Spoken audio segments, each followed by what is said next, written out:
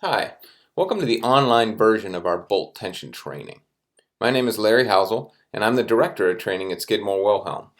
This online version of the training is similar to what we use when we're training at ironworker locals, training apprentices. It's also the presentation we'll use if we go to a bolting project or go to a company that does bolting, steel erection, things like that. Um, so we've taken this and converted it as best we can over into an online presentation that you can now watch. And I hope you find it useful. And I certainly hope you will reach out to us with questions and share what you've learned with other people. This presentation should provide you with a fundamental understanding of bolt tension. It should provide you with a basic understanding of how to use a Skidmore and a good overview of common bolt tension verification methods. Now you will see some clips and some footage from our full certification program, and hopefully it gives you an idea of what content we have out there if you want to take the next step and get certified. If you're an industry professional, if you rely on bolt tension testing and the success and efficiency of those tests, then I recommend taking the full certification program. It's a much deeper look into bolt tension Skidmores and pre-installation verification methods. So if you have any questions, I hope you'll reach out directly to me through the training site, or you can email us. We're interested in collaborating with anybody who is interested in bolt tension, which if you're here, you probably are. You will notice on some of the training we ask questions before and after to just try to get a better idea of what you're trying to learn so that we can provide you with the training and the information you're looking for. So our goal is to work with and communicate directly with you, and we hope to be able to start that relationship with this presentation. So let's talk a little bit about what we're going to be going over in this presentation. The content is mostly slides. There are, as I said, some clips of the video from videos that are on our certification course. But the clips are sped up, they're chopped up, the audio's been removed to just focus on specific things within that training that fits well within this overview. So there's 4 sections to the training in this presentation. First, we're going to talk about the difference between tightening bolts and tensioning bolts. There is actually a pretty significant difference between those two things. Once we cover that, we'll move on to what we call, or what I call, the great misunderstanding, and that is the relationship between torque and tension. And that's really the meat of this presentation, so to speak. Understanding that one concept, which is torque versus tension, and the relationship torque and tension have when it comes to bolting and creating bolt tension, is 90% of what you need to understand going forward with bolt tension. So that relationship between those two types of force is basically the reason Skidmore Wilhelm bolt tension measurement devices exist, and so it's also the reason that this training exists.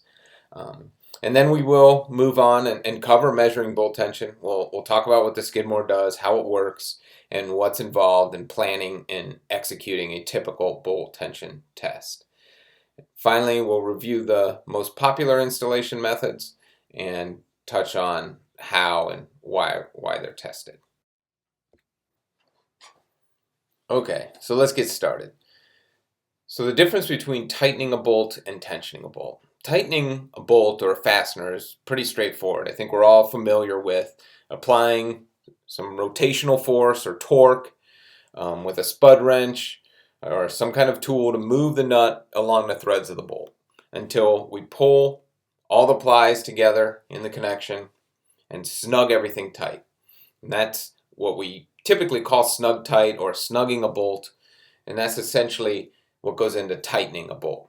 Now, tensioning a bolt is a continuation of this process. So we've tightened it down, we've snugged the bolt, we've pulled everything together, and now we're continuing to apply this rotational force. We're continuing to apply torque to the fastener so that the nut is moving down the threads of the bolt. Well, there's nothing left to compact. There's nothing left to pull together. There's nothing left to tighten. So what happens is the bolt itself begins to stretch. So as you continue to apply that torque, you begin to stretch that bolt inside the connection. Best way to think about it is like a spring, a large or extremely heavy-duty spring that you're pulling apart as you tighten it. And that bolt wants, just like a spring, it wants to return to its original shape. So that force created by the bolt trying to return to its original shape is what we refer to as bolt tension. So you can see we've gone beyond just what you would normally consider tightening a fastener. Now we're getting into tensioning a bolt. We're getting into creating that clamping force with the fastener. I think thinking of them as springs when you're in the world of tensioning bolts is the best way to do it. Heavy duty, extremely powerful springs that are stretched out and pulling back, creating tension in a connection. So you can see, since we use torque to tighten a fastener and we use torque to create tension in a fastener, it's very easy to associate torque with tension, meaning it's very easy to assume you're going to get a certain amount of tension from a certain amount of torque. And why shouldn't we? The more torque we apply to a fastener, generally the more tension it develops. You might even go as far as to create a torque specification, right? A list of torque values and their associated tension values. Well, torque specs, as we like to call them, are not an installation method. In fact, the purpose of this training is mostly to clarify that in the world of high-strength bolting, the correlation between a specific amount of torque and a specific amount of tension cannot be trusted.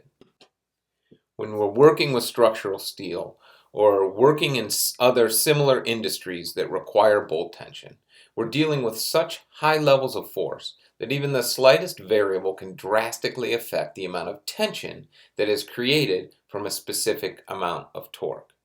So variables like lubrication efficiency, thread quality, temperature, weather, tools, all these things go in to affect the amount of tension actually developed in a fastening solution with a given amount of torque. So one thing we can take away from this is that torque spec is not an installation method. We won't be going over that later in this presentation. Think about it from the perspective of torque and friction. Consider a 7/8 diameter fastener bolt. If you take the threads out of the inside of a 7/8 nut and you lay that thread out flat, it would be almost 2 feet long. So tensioning a 7/8 bolt means putting tens of thousands, sometimes hundreds of thousands of pounds of force on a surface area that's 2 feet long. Not to mention the face and the nut turning against the face of the nut turning against the washer. So any change in that surface area is going to have an exponential effect on the tension produced in the bolt. 90% of all the torque, of all the rotational force we're using to create tension is just overcoming the surface friction of the fastener. So that's why it's important to understand the relationship between torque and tension and why variables like thread quality or lubrication have a disproportionate effect on the amount of tension created. So there's no such thing as a torque spec. Every bolting solution has its own unique set of variables that will affect the amount of tension created from a given amount of torque. And modern tools and modern bolting solutions allow us to control torque effectively, but we still have to test and verify the amount of tension that bolting solution, that tool is creating. So, how do we test bolt tension? Well, the industry standard for testing bolt tension just happens to be the Skidmore Wilhelm bolt tension measuring device. Our Skidmores essentially simulate a bolted connection. So by using adapters to accommodate the diameter and length of the fastener you're working with, you can install it into the Skidmore and then you can tighten it using your installation method, and the Skidmore will measure the amount of tension or the amount of clamp load that's created by the stretched bolt. When we're measuring the force created by bolt tension, we're measuring it in something called pounds force. So the gauge on the Skidmore is going to show you force measured in pounds force.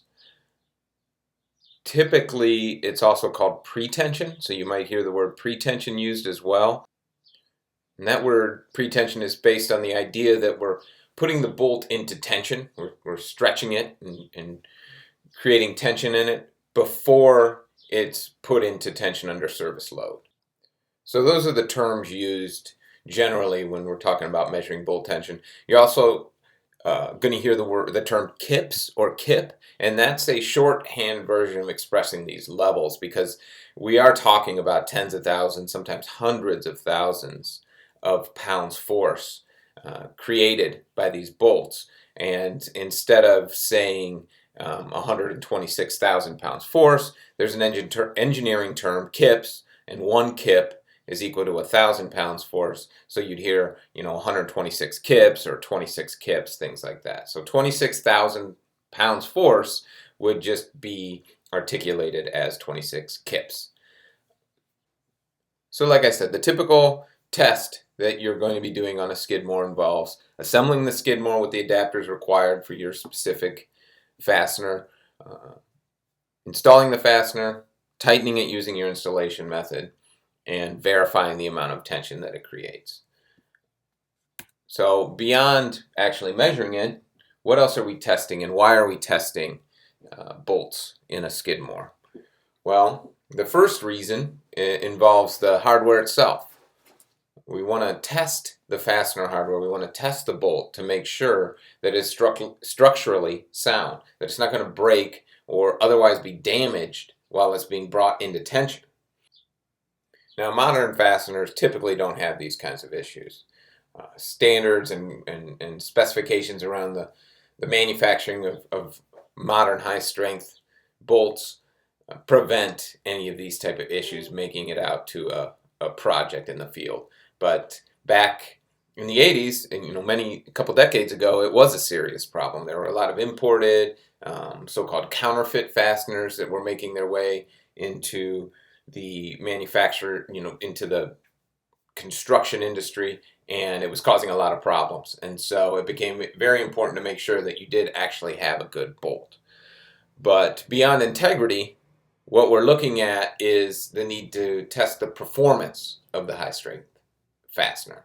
Structural bolts are the most researched fastener on the planet. And we know more about a structural bolt or a high-strength bolt than we do about any other bolt.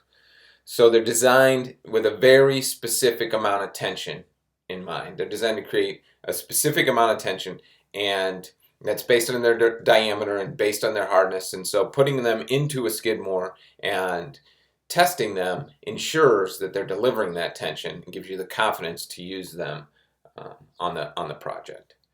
And then the second reason, and perhaps now the most important reason, is to verify that the installation method being used to tension a bolt is being executed properly. We're going to go over those installation methods here, but the idea is that a properly manufactured bolt is not going to deliver the required tension if it's not installed properly. So you can have the best bolt in the world, but without proper installation, it's not going to deliver the clamp load that you're expecting. So testing both together, meaning testing the integrity of the bolt and testing the method in which you're installing the bolt, is called pre-installation verification, or pre-installation verification testing, or PIV testing. And so there's only 4 ways that are widely accepted right now and standardized methods for tensioning bolts, and we're going to go over each one of those. But before we do that, let's just delve a little bit further into the Skidmore and just talk in a little bit more detail about what's involved in a test and what the adapters and parts are, so that when we move into the testing of the method, you have a better idea of what's going on. So this is a good, simple breakdown of what a bolt tension test setup looks like. You've got the basic components all outlined here. And it's important to understand what's needed for the test, because this is a simple setup, but some of the setups, depending on the type of tool you're using and depending on the length of the bolt and diameter of the bolt you're using, can get a little more complex. And what you don't want to do is delay a project or delay a testing or not be able to test properly because you don't have the proper parts to execute the test. So it's important to understand what you need before going into a situation where you're executing a test. So at the minimum, what you're going to need is a bushing, which you can see mounts in the back of the unit, and that kind of will usually grip the bolt head on a heavy hex bolt, or secure the top of a TC bolt. We'll get into those in a minute. And you're going to need a plate which mounts on the front, and that's generally where you're going to be doing your turns. So that's going to be where the nut is, if you're turning the nut typically, or in a situation where you're actually going to be turning the bolt, then that's where the bolt head's going to be. And that all depends on your installation in the steel. You want to, again, always try to mimic what you're going to be doing up in the steel in the Skidmore to get accurate test results. The last adapter on this diagram is the spacer. Spacers aren't always needed, but they're typically needed, especially when you're dealing with longer bolts. What the spacer does, it allows you to test longer bolts. So if you've got a bolt that's sticking so far out the front of the unit that the shank is exposed, so you can't run the nut completely down and create a clamp load inside the Skidmore without hitting the shank, you can use a spacer to resolve that, or more likely, you're just trying to replicate the number of exposed threads. When the fastener is installed in the steel, if you've got 2 threads exposed, you want to create a similar 2 to 3 threads exposed in the Skidmore when it's fully engaged. So that's what spacers are used for. Again, very rudimentary introduction to how to set up a Skidmore. The basic premise of this is to just say lots of different bolting solutions. You want to know what you're getting into before you begin the testing. Again, the certification training is a much more in-depth training. It shows all the different possible configurations that you're going to run into in the field. So I would recommend, if you're doing a lot of testing, obviously, to seek out that type of higher level training, or talk to one of our sales representatives at Skidmore before the test is coming up, so you know what to expect and have the proper equipment to do the test.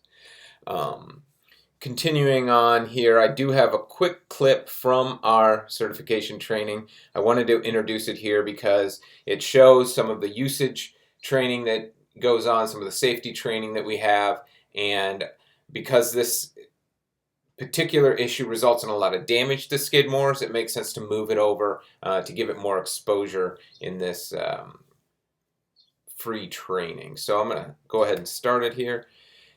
So this is related to the bushings that are installed in the back of the unit that we just talked about. And there's many different types of bushings out there depending on the diameter of the bolt and depending on the type of bolt that you're using. So they slide in, and it's a tight fit. Sometimes it's difficult to tell if it's completely inserted in the unit. And if it's not completely inserted, it spins inside the unit. It doesn't grip it properly. And so you get this damage that's being demonstrated right here.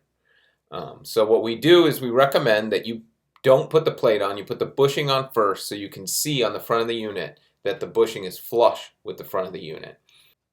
Just a little tip, something that will avoid some pretty significant damage to the Skidmore if you don't follow these precautions.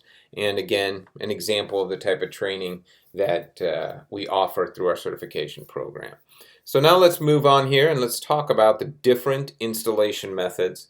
There's 4 main installation methods. We'll go over all 4 of them, and we'll talk about how each one of them is tested and why they're tested and what we're looking for when we do a test, again, from an overview standpoint. So again, a good understanding of the purpose and usage of bolt tension measuring devices needs to be combined with a good understanding of how these installation methods are tested. So we talked about there's 4 trusted methods. We're going to start with one of the most trusted, one of the most reliable, well, they're all trusted and reliable, obviously, but one of the most trusted and reliable is the turn of nut method, because it's essentially based on math. And if you get the math right, you're going to get the tension right. The turn of nut method, the name for the method itself actually is based on the fact that a turn is applied to the fastener instead of a torque, or an amount of turn instead of an amount of torque. Recall that once a fastener has been fully tightened and we continue to apply torque to that bolt, we continue to tighten the bolt, it begins to stretch that bolt and create tension. So engineers and bolt manufacturers use the angle and the density of the threads on the fastener to determine exactly how much tension is created based on the movement of the turn, the movement of the nut down the threads. This means that this method doesn't inherently rely on torque, because the torque doesn't matter, it's the amount that you move the nut. Obviously, then one of the variables is the turn. So we want to make sure we get the turn correct, and match marking is how we do that. It plays a very important role to ensure that the proper turns are applied. PIV testing this method not only confirms that the proper turn is being used, but that it's being marked correctly. So here's some basic turns you're going to see in the field. If you're working with unusual bolt lengths, or you have angled surfaces, you might see some different turn requirements and that would be more unusual than these. But these are the standard, most common turns that you're going to be working with. Our full certification course has more information on all this. But in this presentation, we're focused mostly on the need to properly mark the starting and end points. You can see here, you've got it in the steel, where it begins at the top, where it ends down to the right there, and then you mark halfway across the bolt, so you know the bolt's not moving during the test or during the installation, and you mark one of the tips, one of the points of the nut, so you can track how far you've turned the nut. So doing that in the Skidmore, marking it and turning it, and seeing the results on the Skidmore's gauge creates that understanding and confidence that the turn of nut method will be properly tensioning the bolts if it is done up in the steel connection. So here's some examples that we've seen on job sites of improperly marked turn of nut. The first one here looks like they marked both points on the nut and across the bolt. So now you can't tell where it started, where it began. From the looks of this, since the points on the nut are matched with the points on the steel, they actually turn the bolt, not the nut. But either way, you can't tell how much of the turn's been made, if it's overturned or underturned, or at all. And essentially what happens when you look at something like this is you just assume that the bolts were just tightened with torque and then marked afterwards to make it appear as though the turn of nut method was applied. Now, note the plies at the top of this picture I always bring up because they're not in firm contact. So if perchance these bolts are marked on the top and they're turned at this point, you're not going to get tension in those bolts because you haven't firmly snugged them. You haven't pulled everything together first to get to the point where if you continue to turn, you're stretching the bolt. All the turn's going to do in this case, the two bolts at the top of this picture, is pull those plies together. Here's another nice one that we saw, kind of a strange approach. It's missing the marks in the steel, so you can't tell where it started and where it ended. Not to mention that the mark in the bolt is completely across, which I guess doesn't matter since there's no marks in the steel anyway. But I bring this up because if you compare these improperly marked fasteners and they're spotted, if you compare these to properly marked fasteners up in the steel, you can tell right away that there's some kind of false promotion here of a proper installation method. And when you compare them to the correctly marked fasteners, and if you can also provide pre-installation verification logs that these bolts were tested and they did achieve tension, then you can see how easy something like this picture is going to draw negative attention from an inspector or somebody that's doing quality control, as opposed to something that's properly match marked with the associated logs. So beyond the match marking as a variable that we want to make sure we have good control of, the idea of snug tight, I brought it up in that other picture where the plies weren't firmly pulled together. So we don't match mark until we've snugged the bolt. And if we don't have a snug bolt, then when we're applying the turns, all we're doing is using up that turn just to finish snugging the bolt, finish bringing all the plies in to close contact, and we're not creating tension. So another good video here from our certification training shows how improperly snugging a fastener can prevent this proper tension from being achieved. And the nice thing about doing it is in the Skidmore is that you can actually see the results of that on the gauge. Now, this has been sped up and the audio has been removed, but it's just a quick demonstration of what we're dealing with when it comes to turning the nut. So the first one's installed here, and I'm just going to run it down finger tight. So I haven't actually snugged it, and then I'm going to mark it and apply the turn. Needed 29 kips for this, and only got 20. So you're 9,000 under minimum because the bolt was not snugged. Then I'm going to put it on again. This time I'm going to snug it. Not a lot, just enough to pull everything nice and tight together. Then I'll mark it, apply the turn, and you can see the difference. We needed 29, now we're getting almost 40. So that's the difference between understanding snug tight and how it affects the connection, and not understanding it and allowing that kind of quality to suffer up in the steel. One of the main purposes, like we said earlier, of doing these types of testing in the Skidmore is to verify that the installers have a good understanding of the installation method that they're using. One final video here, just to go back to the certification training. This is a newer tool, and we're seeing a lot of new tools come out that leverage the turn of nut method and build it into the tool, and this tool is an example of one of those. So it automatically performs the turn. So you don't even need to mark the nut as long as you've, or the steel or the bolt, as long as you've properly snugged it and you put this tool on it, you end up with a proper turn. And obviously doing it in the Skidmore first is going to confirm that and verify that you've got the tool set up right. But as an example, there's new technologies, new approaches coming out all the time. We're trying to stay on top of those in our training. And so we've included this video of a pre-installation verification test to show that. So that pretty much covers turn of nut. Like I said, I'm always going to recommend the certification. In this case, if you want more information about how this turn of nut is set up and tested, and in the Skidmore, we've got all that for you, as well as logs and things like that. Our next method is TC bolts. They're very popular, extremely efficient installation method. You only need to one side installation, one person can do it. They're a great example, though, of the relationship between torque and tension. So unlike the turn-based approach of turn and nut, TC bolts rely completely on torque to create tension. And they're called tension control bolts, but really what they are torque control bolts.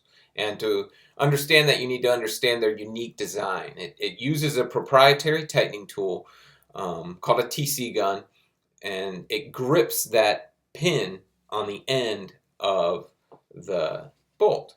So the design provides this simple approach, right? The pin is gripped and shears off, snaps off, when a specific amount of torque is reached by the tool. That means that a consistent amount of torque is always being delivered when TC bolts are installed. However, by now we have learned that a consistent amount of torque does not always equal a consistent amount of tension. So misunderstanding the torque-tension relationship, again, is the main reason we get support calls related to TC bolts here at Skidmore. So the amount of torque used for TC bolts is always the same, but they don't control their tension through their torque. They control it through the lubrication. The lubrication applied at the factory is very specific and designed to create the correct amount of tension in the bolt before the end is sheared off, before the pin on the end is sheared off. So the amount and viscosity of that lubrication always ensures the correct tension is developed. This is not only an efficient way to create required tension, but it also provides a great learning tool for our torque tension training. So here's a video from our certification training site. We've got 7/8 bolts, TC bolts that require 41 kips. Now we've got 3 different bolts here. The first one, obviously, very rusty. No more factory lubrication on this. And we can see we're coming in well under the 41 required. Same amount of torque applied. So it's sheared off at that specific amount of torque. This next one's interesting because the lubrication's been removed, but there's no visible damage. The nut spins easily. You can't tell just by looking at this that the lubrication's been affected. However, when it's put in the Skidmore and the end is sheared off, we're still under the 41 that we needed. So we use this video all the time to show that Skidmore testing is important, especially with TC bolts, but also that the lubrication dramatically, these variables like lubrication dramatically affect the amount of tension. So there's a factory lubricated bolt, installed properly, snapped, and we're well over the 41 needed, 48 kips. So again, great example. TC bolts are a great learning tool for this. At the end of the day, we're just trying to push the idea of quality, taking care of the bolts. Storage is key. There's a lot more information about this on the certification program. But this video, I think, does a great job of kind of explaining everything. Here's some images that we've gotten from job sites that have had trouble with TC bolts for very obvious reasons. These aren't the type of bolts that you're going to want to install in a structure, but they're also the type of bolts that will do well with a little bit of testing and probably factory re-lubrication. Another one that I like to show is this one. Looks like they didn't have the tool, or the tool TC gun stopped working, so they had to just install these and shear and cut with a hacksaw the tips off the end. I always like to show this because it's another benefit of the TC bolt combined with the PIV testing. So if you've got good logs, if you can show that you've tested these bolts and the bolts are delivering the tension, then when you look at them up in the steel, every bolt that has a sheared end you know is tensioned properly. Here we're trying to imitate that by cutting them off with a hacksaw, but the idea is still the same. So TC bolts are a great installation method, and hopefully through this training you can understand how they can be used and can be used successfully. The next method is the calibrated wrench method. Essentially, let's go back now to the idea of creating a torque specification. Now, I know I said that there's no such thing as a torque spec as an installation method. And what was meant by that is you can't use a torque number and compare it to a tension number, because everything is unique, like we've been talking about. Every solution, bolting solution out there is unique. Its environment's unique. So after all the discussion about torque not equaling tension, we are now going to discuss an installation method that does in fact rely on a torque value.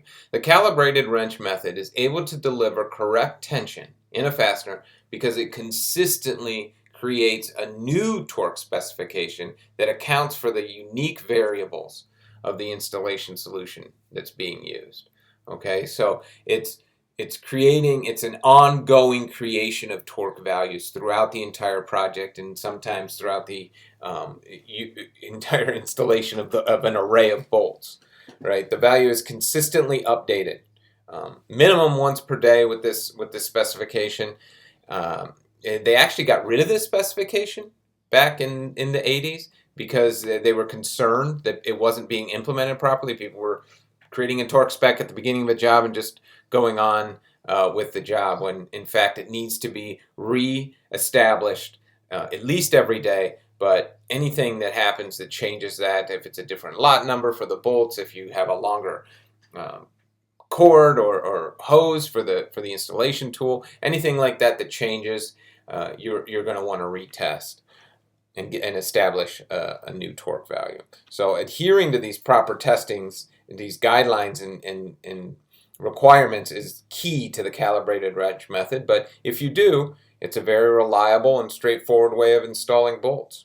So here's a good example of this picture here of an array that's not going to work with the calibrated wrench method. And most notably because you can see here, you've got, well, a couple of these nuts are upside down, but at any rate, you can see the different colors, which represents different types of galvanization, which essentially represents different lots of bolts.